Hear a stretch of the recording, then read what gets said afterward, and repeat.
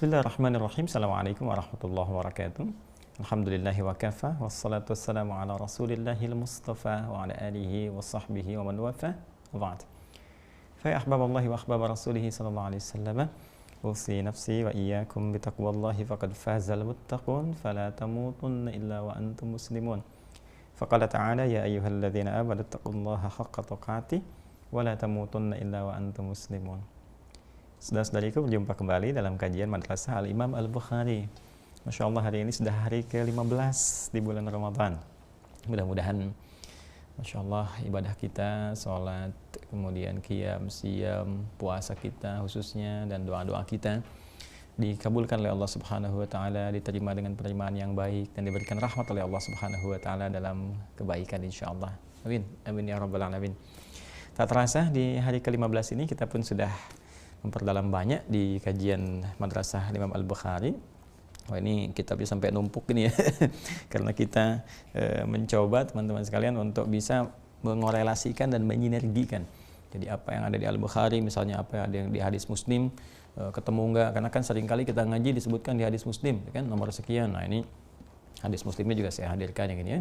Kalau yang Al-Bukharinya ini yang dengan syarah ya, saya punya juga yang ini yang dengan syarah, ada dua jenis yang saya punya yang dengan syarah ya, syarah terbatas ada 4 jilid, kemudian nanti ada syarah yang sangat populer yang Ibnu Hajar Al-Asqalani Fathul Bari itu 18 jilid.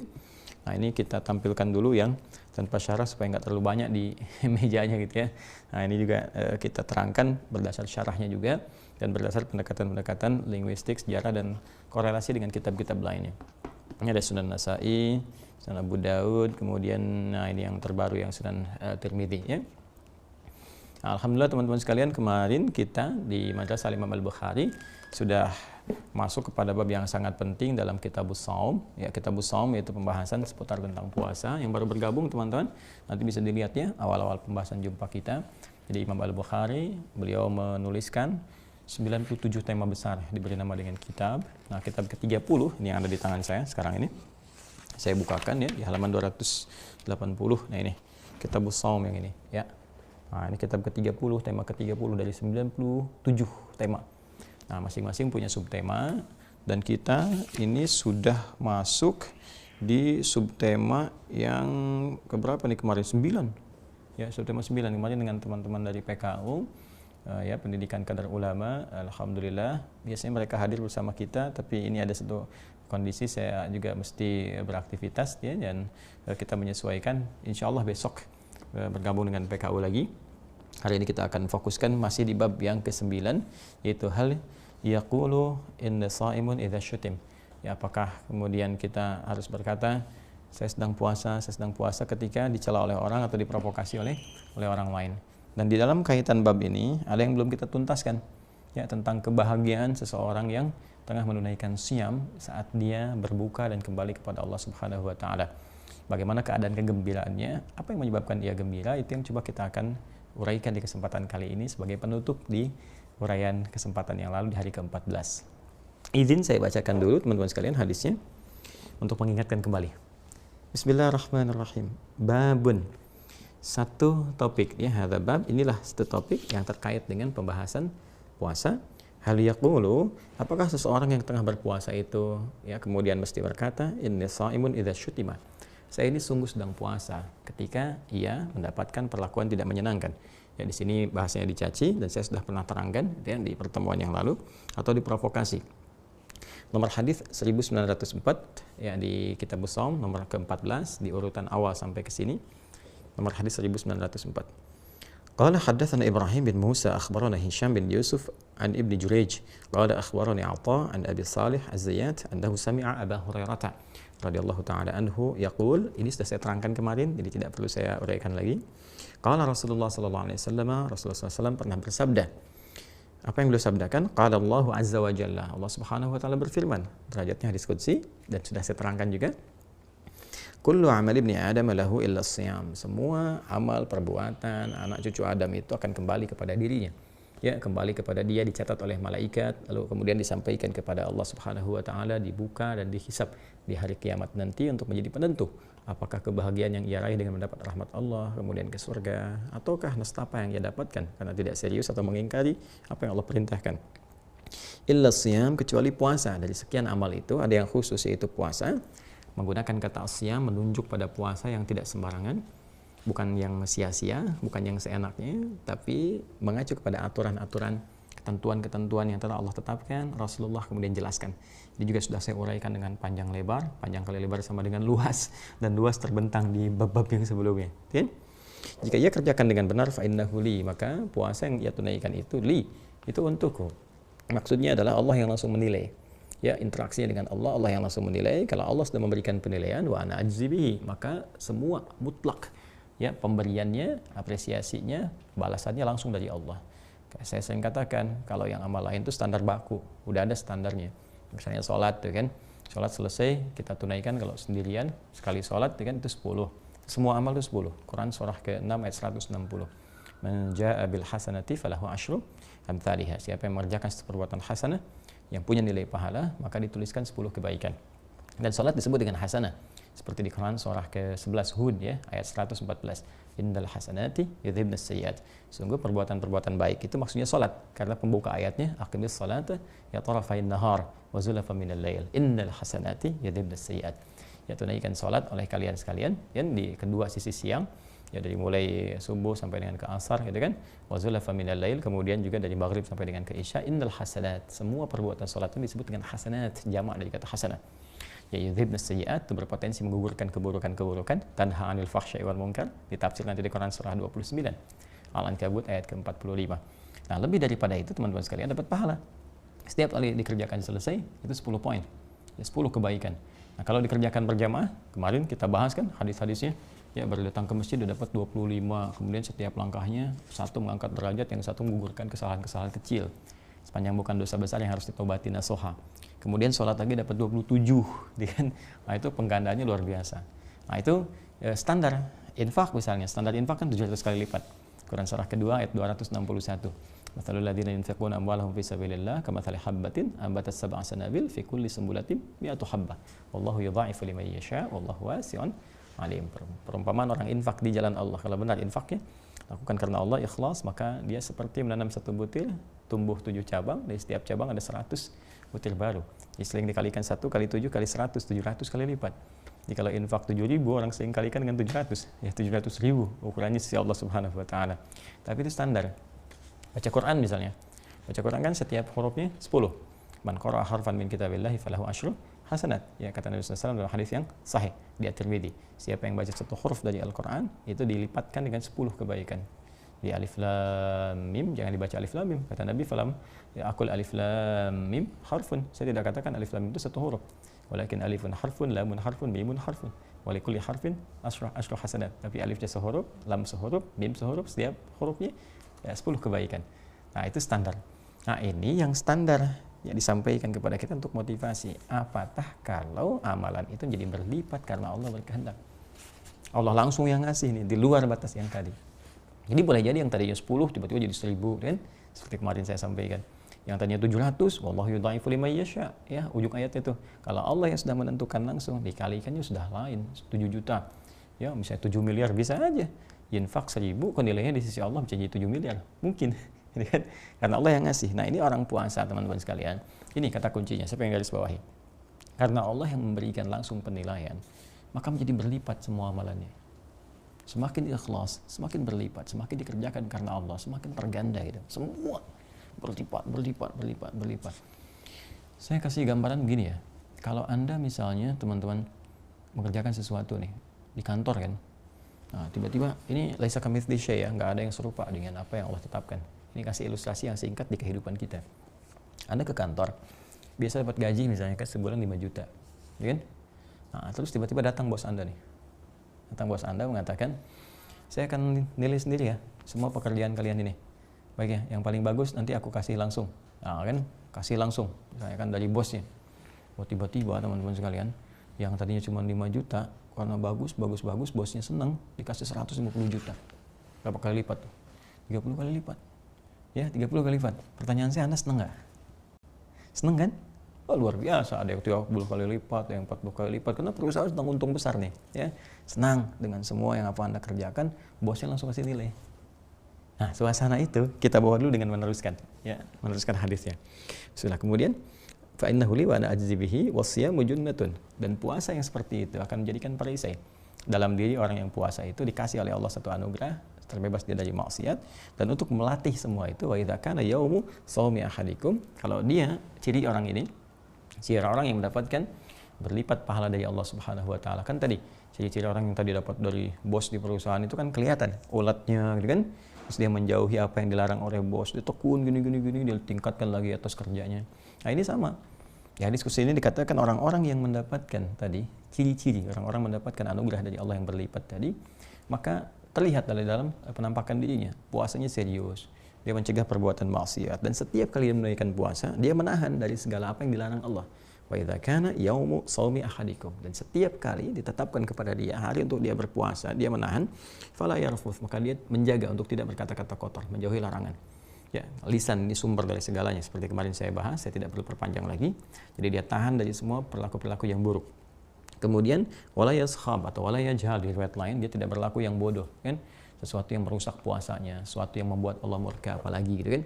Dan juga mengikuti petunjuk Nabi SAW untuk meninggalkan segala yang buruknya. Fa in sabahu ahadun aw qatalahu, kan, maka jika ada orang yang mencela dia.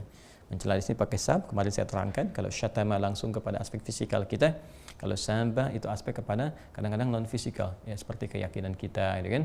Kemudian apa yang kita orientasikan dan sebagainya itu yang dicela. Ya, mencela pikiran, mencela keyakinan itu menggunakan kata sab, lebih umum sifatnya. Tapi kalau syatama itu spesifik pada hal yang terkait dengan materi fisikal. Ya, yang kemarin saya terangkan, silahkan dicek kembali. Kemudian al-qatalahu, atau dia mengajak untuk berselisih. Ya, ribut. Baik itu sekarang perang di medsos, perang kata-kata, perang ini, perang itu. Orang puasa nggak begitu. Orang puasa nggak begitu. Ya, makanya di sini hadisnya mengatakan faliyaqul inni mar'un shaimun. Dia akan berkata, saya seorang yang sedang puasa. Sayang nih ya, masa melanggar ketentuan Allah, disuruh begini, Allah kasih nanti saya lipatin nih, ya pahalanya saya berikan berlipat, begini, tambahin luar biasa gitu kan. Nah, tiba kemudian harus dikotori dengan ini sehingga dia nggak jadi dapat itu. Sama ilustrasi tadi di perusahaan, ada bos janjikan berlipat sekian puluh kali lipat, ini dia ngasih langsung gajinya kepada Anda, tiba Anda melanggar, bukannya Anda kerja dengan benar malah ribut sama karyawan. Anda ribut sama karyawan, Anda saling kata-katai, dan itu terlihat oleh bos Anda. Apa menurut Anda bos Anda akan memberikan Anda apa yang dijanjikan? Mustahil.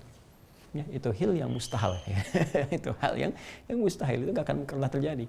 Nah, sama persis ilustrasinya teman-teman sekalian, kita bawa ke dalam suasana puasa.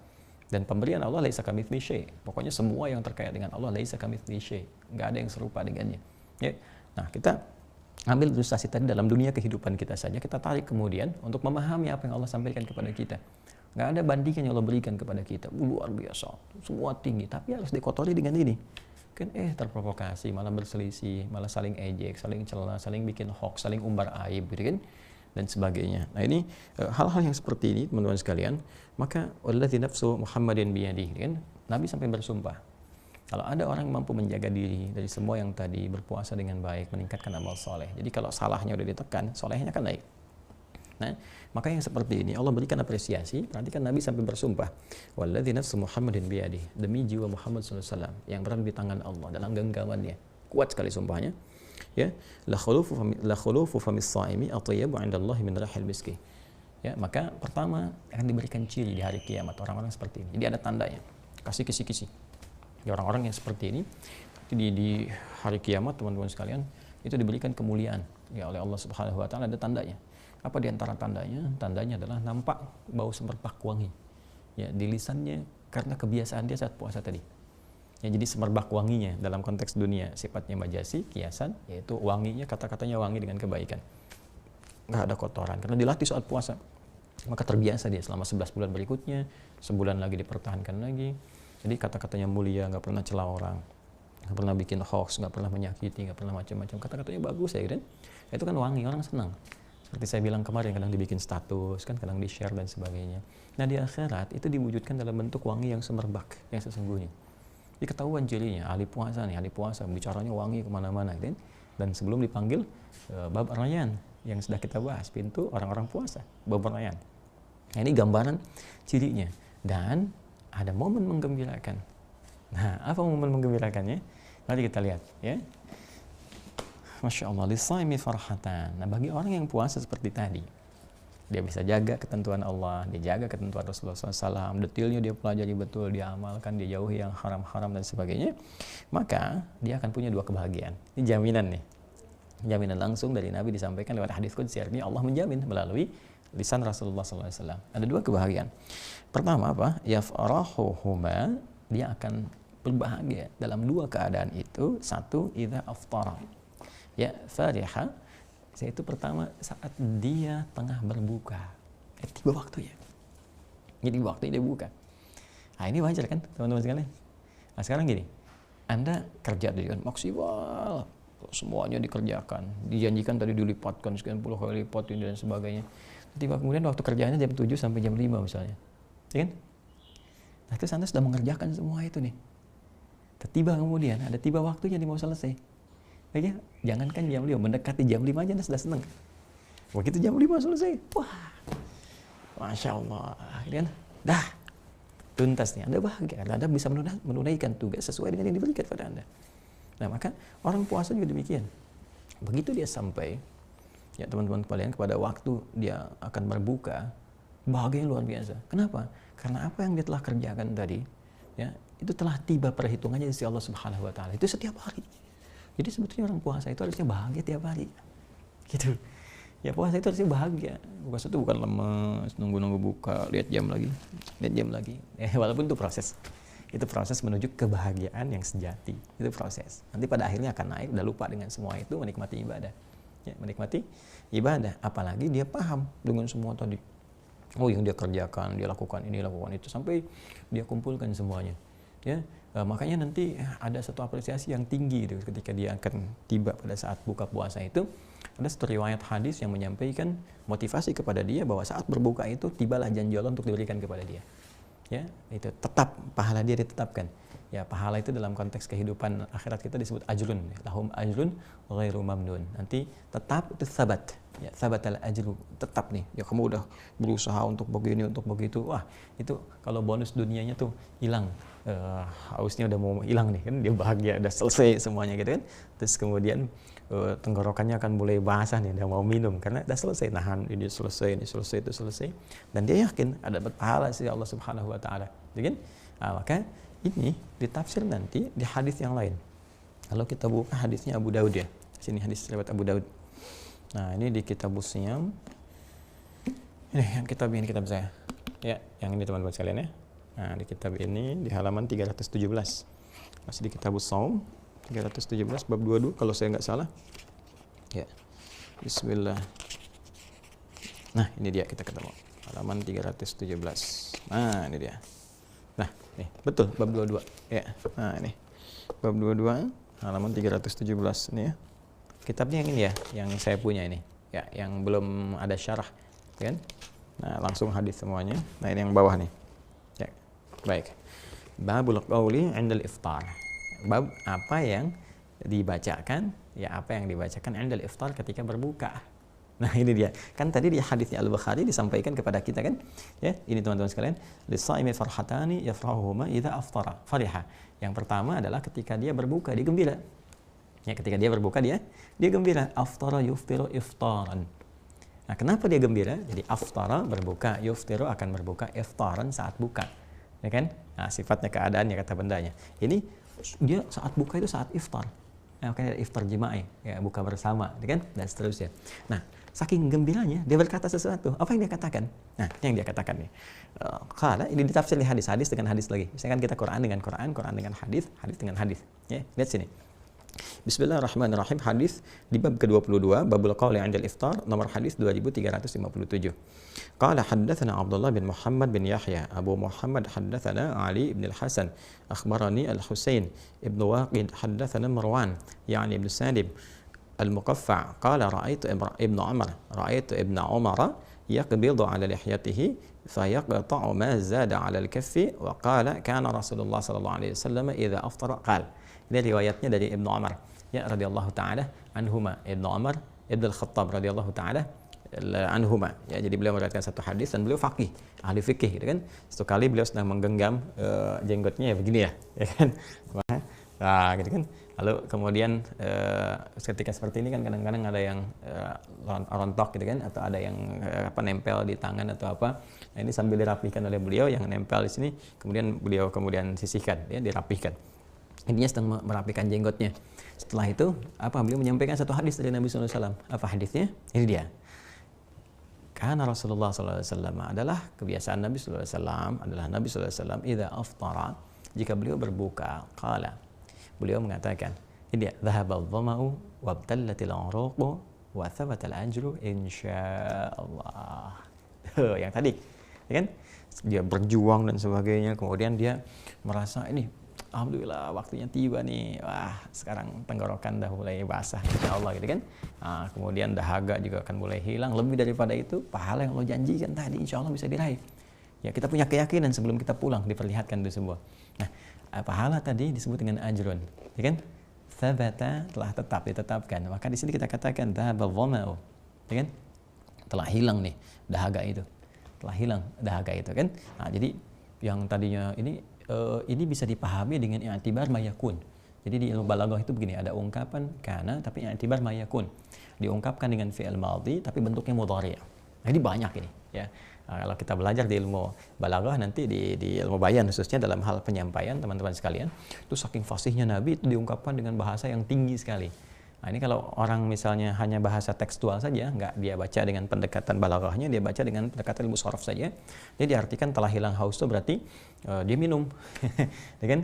Dia minum dulu, telah hilang dahaga, wabtalatil uruq, tenggorokan basah, ya kan? Makanya ada yang mengartikan, oh ini bismillah dulu, minum dulu, kemudian baru baca doa ini, ya. Nah, ini karena ini sigotnya bentuknya fi'il madhi katanya kan, telah hilang haus, berarti hausnya hilang dulu baru baca doa gitu kan. Seterusnya. Nah, itu kita hargai, nggak apa-apa. Tapi kalau saya lebih memahami ini dalam perspektif ilmu balaghah dengan tingkatan yang sangat tinggi. Jadi dhahaba di sini fi'il madhi tapi i'tibar ma yakun, pada sesuatu yang akan terjadi. Jadi bukan saat telah kita buka baru dibaca. Kalau saya baca ini sebelum buka, sebelum minum, ya, sebelum minum. Sebelum minum, kita akan minum, kita merasakan suasana itu. Makanya kan orang puasa itu jangankan saat minum, dengan adzan sudah bahagia. Allahu Akbar, Allahu Akbar, buka. Udah bagi anak-anak kecil kan. Nah, orang dewasa itu maunya beda. Kalau anak kecil kan pengen makan, minum. Orang dewasa bukan itu. Orang dewasa ke hadis tadi. Alhamdulillah ya Allah, tuntas sudah saya bisa menegakkan perintah Allah Subhanahu wa taala. Ya Allah, alhamdulillah ada pahala yang langsung Allah berikan. Dan kita yakin itu. Ya, makanya insyaallah dzahaba akan hilang. Nah, itu fi'il madhi masuk ke mudhari. Nah, adzan berkumandang, sudah akan hilang haus nih, akan basah tenggorokan nih, dan akan ditetapkan. Makanya pahalanya nih ditetapkan, akan ditetapkan oleh Allah saat ini juga, gitu kan? Dan nanti akan saya lihat di hari kiamat pahala yang telah Allah siapkan. Pengen rasanya, pengen cepat lihat, gitu kan? Nah, ini banyak di Quran juga banyak. Inna fatahna laka fatham mubina. Kan di surah Al-Fatah itu surah ke-48, ya kan, itu fatah itu telah. Ya, fi'ilnya fi'il madhi tapi maknanya mudhari.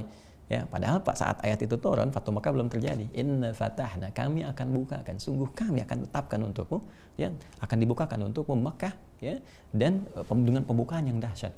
Kenapa menggunakan bentuk fi'il madhi? Untuk memberikan motivasi, seakan-akan Makkah itu udah di tangan, sehingga ketika datang ke sana udah lebih semangat. Sama ini juga kenapa menggunakan bentuk fi'il madhi di sini, memberikan gambaran kepada kita seakan-akan pahala itu udah kita dapatkan dan kebahagiaan itu udah kita raih. Jadi orang puasa itu teman-teman sekalian baru dengar azan aja, ya seakan-akan tenggorokan udah basah. Ya, seakan-akan udah enak gitu. Makanya ketika puasa Allahu Akbar tuntas, kayaknya kan udah basah ya tenggorokan itu. Coba silakan, energinya akan beda. Orang puasa dengar azannya maghrib, bukan azan duhur. Azan duhur langsung tergerak, langsung semangat, ya, itu tandanya ada persoalan. Azan maghrib, begitu azan maghrib dia senang seakan-akan tenggorokan basah. Nah, itu yang dimaksudkan di sini. Ya, nah makanya dia berkata, kan, dhahabal dhama'u wabtalatil uruq wa thabatal ajru insyaallah. Nah, kemudian dia minum dan teruskan dengan doa yang lain. Karena ini baru doa pembuka, teman-teman sekalian. Ini baru doa pembuka. Ya, jadi di sini Allah telah tetapkan kepada dia satu pahala, satu kebaikan, dan ditetapkan di antara kebaikan yang lain adalah Allah akan memberikan pengabulan doa untuknya. Nanti ada di hadis lain, hadis sahih. Thalathatun la turaddu da'watuhum, 3 golongan yang tidak akan ditolak doanya. Ya, yang pertama adalah imamul adil, pemimpin yang adil. Pemimpin yang adil jangankan kebijakan, doanya dikabulkan oleh Allah Subhanahu wa taala. Kemudian yang kedua, lis-shaimi hatta yuftira. Seorang yang puasa sampai dia buka. Jadi buka itu puncak kita sebetulnya. Ya, kita mengerjakan segala hal apapun dan sebagainya, kita punya kebutuhan kita sampaikan kepada Allah, Allah kasih. Ya, sama dengan Anda punya asisten rumah tangga kerja luar biasa, Anda perintahkan jam 6 kerja, di jam 5 udah kerja. ya, kemudian dia maksimalkan semuanya, tiba-tiba dia datang kepada Anda, ya Pak, Ibu, saya ada kebutuhan sebetulnya, ini anak saya besok mau ujian belum bayar 1 juta. Menurut Anda punya kemampuan, Allah titipkan pada Anda lebih, nggak ada apa-apanya misalnya, bahkan bisa Anda kasih 2 juta, kan?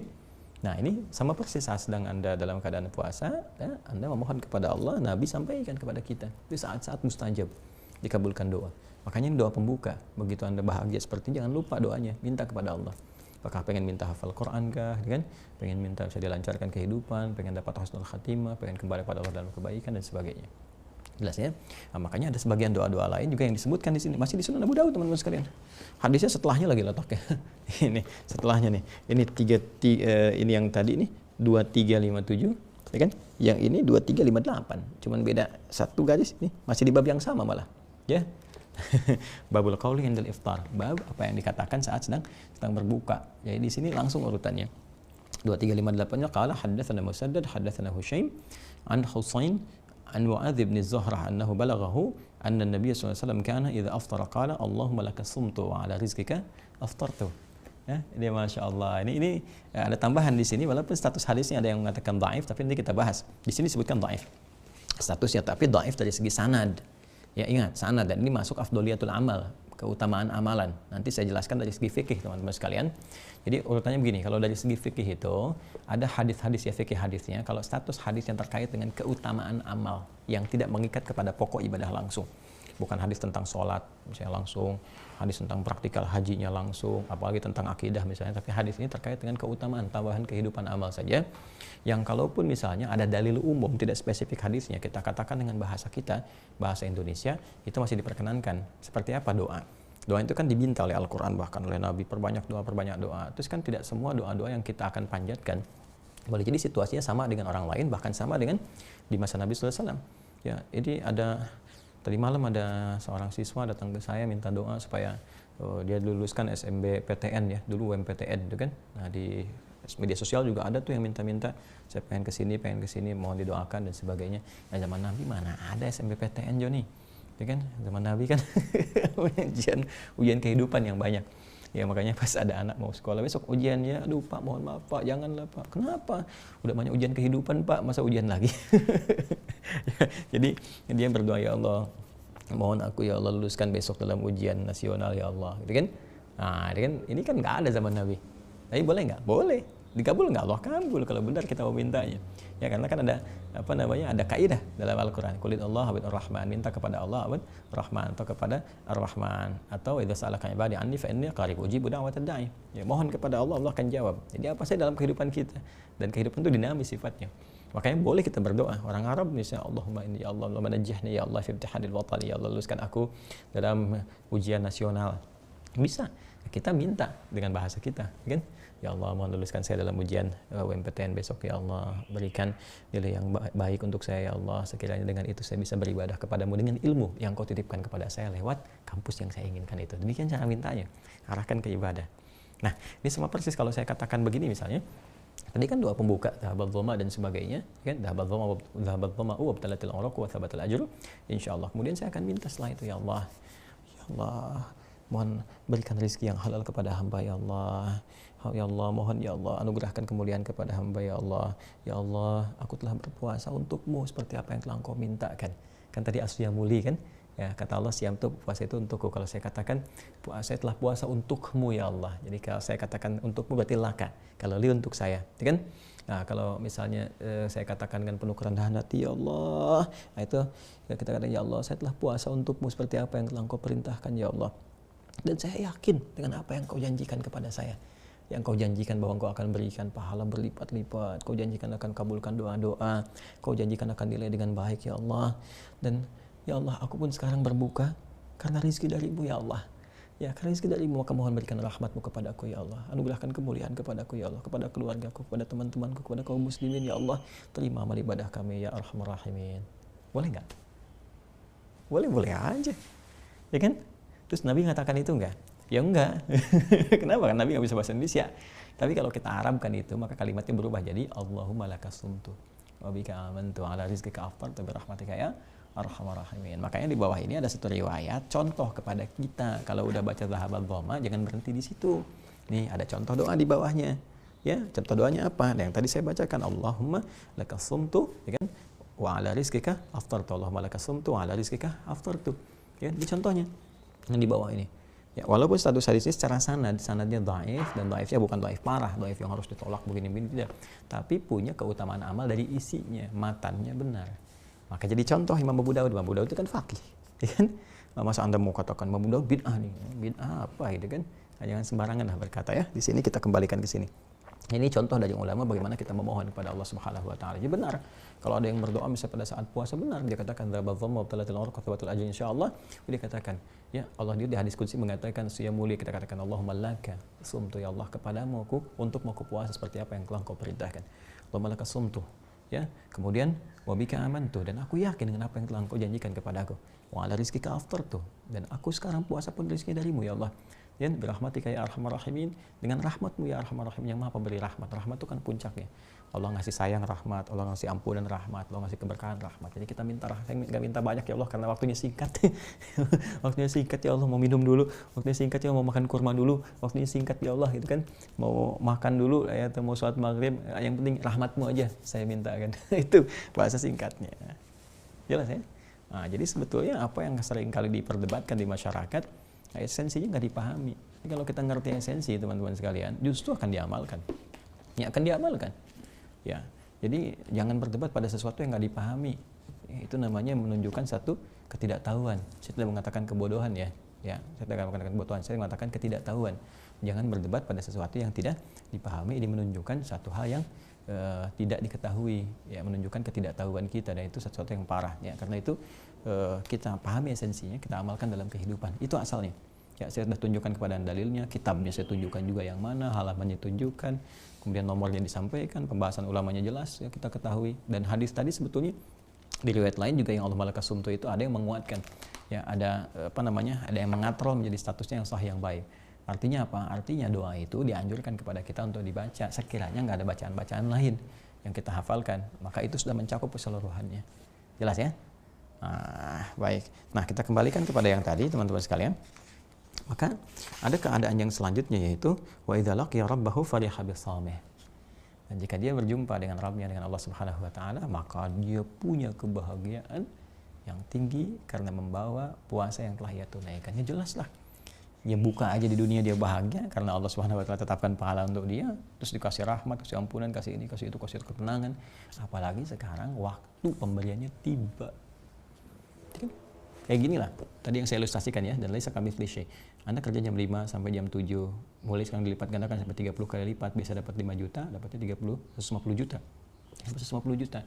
Ya, Anda kerja jam 5 sampai jam berapa? Jam 3 sampai jam 7 sampai jam 5, 7 pagi sampai jam 5 sore. Pembagian hadiahnya misalnya ba'da maghrib.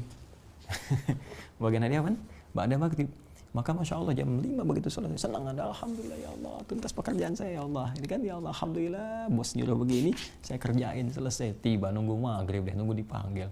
Begitu tiba maghrib, selesai sholat maghrib, tibalah pemberian itu. Masya Allah, yang biasa dapat 5 juta, sekarang di tangan Anda 150 juta. Kebayang ya Allah. Ya Allah, Alhamdulillah, buat lebaran ya Allah, kan? Alhamdulillah, buat persiapan umrah, Alhamdulillah, kebayang semuanya. Dan itu di tangan Anda.